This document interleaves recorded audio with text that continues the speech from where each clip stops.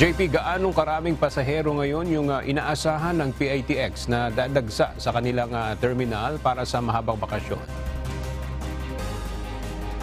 Aga, ayon sa pamunuan ng Parañaque Integrated Terminal Exchange o PITX, nasa 100,000 to 160,000 kada araw yung expected nilang pasahero na dadagsa sa terminal na bibiyahe para sa barangay at sangguniang kabataan elections o BSKE at mahabang bakasyon sa Nobyembre.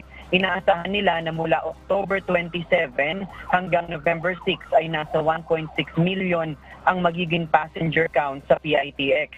Paliwanag ni PITX Head of Corporate Affairs and Government Relations Attorney Jason Salvador, nasa 200,000 passengers naman ang capacity ng PITX.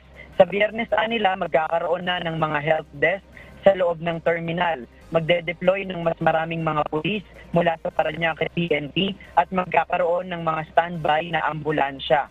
Sa ngayon nila wala pa namang fully booked na mga biyahe sa PITX, pero mas magandaan nila kung mag-early booking na ang mga pasahero. Nakatulong nila ang maagang pag-i-issue ng special permit ng Land Transportation Franchising and Regulatory Board o LTFRB upang magkaroon ng sapat na masasakyan ng mga bus ang mga pasahero para sa mahabang bakasyon.